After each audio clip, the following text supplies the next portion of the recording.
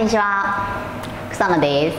はい、今日はですね、あげますくれますを教えます。あげますくれます。あげますは PT、くれますは PT နော်။あげましたဆိုတာပေးခဲ့သည်၊くれましたဆိုတာပေးခဲ့သည်။နှစ်ခုစလုံးကအတိတ်ပဲတူတူပါပဲ။နော်။ဒီလိုပြောမှဆိုရင်あげますくれますဆိုတာပေးသည်။ပေးယူပေါ့နော်။ပေးယူဖြစ်တဲ့ချိန်မှာဆိုရင်動詞အနေနဲ့အသုံးပြုရတယ်။動詞ဆိုတာအင်္ဂလိပ်လိုပြောမယ်ဆိုရင် verb နော်။အဲဆိုရင်あげますဆိုရင်ပြောပြမှာဖြစ်ပါတယ်။あげますဆိုတာကပေးသူရှိမယ်၊လက်ခံရရှိသူရှိမယ်။အနောက်မှာကျတော့ noun လိုက်မယ်။နော်နောက်လိုက်ပြီးမှあげますပေးတယ်နော်အဲ့くれますဆိုတဲ့တူတူပဲနော်နှစ်ခုစလုံးနောင်ရဲ့အတိတ်ပဲတူတူပဲနော်စင်မုံစနီကပေးသူရှိမယ်လက်ခံရရှိရသူရှိမယ်အနောက်မှာနောင်လိုက်မယ်くれますပေးတူနော်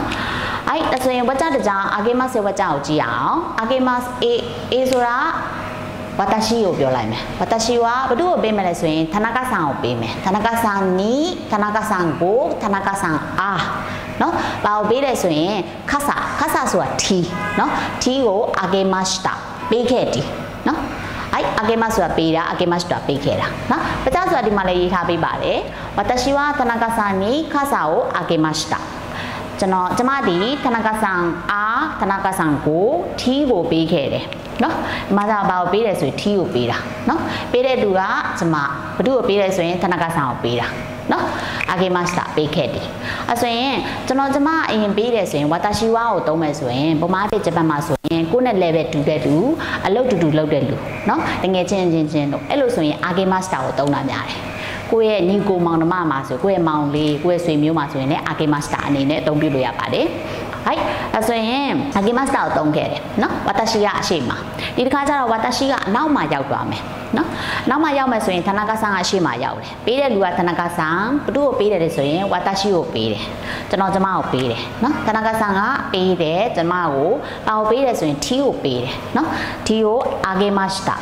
အဲ့လိုဝါကြဖြစ်ခဲ့ရှိတော့အသုံးပြုလို့မရပါဘူးနော်အဲ့လိုဝါကြဆိုရင်အသုံးပြုလို့မရဘူးမမှန်ကန်ဘူးဘာဖြစ်လဲဆိုရင်田中さんကအပေါ်ကလူဖြစ်နေတော့ကြောင့်ငါတို့တွေကအပေါ်ကလူကိုယဉ်ကျေးရမယ်ယဉ်ကျေးအနေနဲ့ပြောရမယ်အဲဆိုရင်あげましたဖြစ်တော့ကြောင့်ဒီဝါကြကမမှန်ကန်ဘူး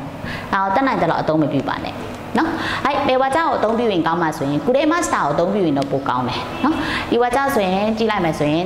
田中さんは私に花をくれました田中さんにကျမကိုပန်းကိုပေးခဲ့ပါတယ်ဆိုတဲ့အဓိပ္ပာယ်လေးနော်くれましたဆိုတာပေးခဲ့ပါတယ်အထက်ရရှိကကျမကိုပန်းကိုပေးခဲ့တယ်အဲ့くれましたဆိုတာကအထက်ရရှိအနေနဲ့ဂုဏ်ပြုတာပေါ့နော်အဲ့လိုကျေးဇူးတင်တဲ့အကြောင်းလေးပေါ့နော်ဂုဏ်ပြုတဲ့အကြောင်းဆိုရင်くれましたကိုသုံးမယ်နော်အဲဆိုရင်တော်ရှင်းမှဆိုရင်あげましたဆိုတာကိုနဲ့ level 2ရဲ့လူတွေတငယ်ချင်းလောက်ပေါ်ကိုင်းဖက်မှာဆိုရင်ပေးတယ်နော်あげましたကိုသုံးလို့ရတယ်ကိုတက်ထက်ရရှိကလူကိုရဲ့အပေါ်ကလူတွေပေါ့နော်တခုပေးခဲ့တာဆိုရင်くれましたကိုအသုံးပြုလို့ရတယ်နောက်တစ်ခုမှတ်မယ်ဆိုရင်တော့私ကအရှိမရောက်မယ်ဆိုရင်あげましたကိုသုံး私ကနောက်မှရောက်နေဆိုရင်くれましたကိုအသုံးပြုလို့ရတယ်ဒါလေးကိုပြောချင်တာနော်私がအရှိမရောက်မယ်ဆိုရင်あげました私ကအနောက်မှာရောက်မယ်ဆိုရင်くれましたကိုလည်းမှတ်လို့ရပါတယ်ဒီနေ့ကျွန်မတင်ကြားမှုကあげますနဲ့くれますကိုတင်ပြရမှာဖြစ်ပါတယ်ကြည့်ရှုပေးတဲ့အတွက်ကြောင့်ကျေးဇူးတင်ပါတယ်နောက်လည်းဆက်လက်ပြီးမှကြည့်ရှုပေးပါありがとうございました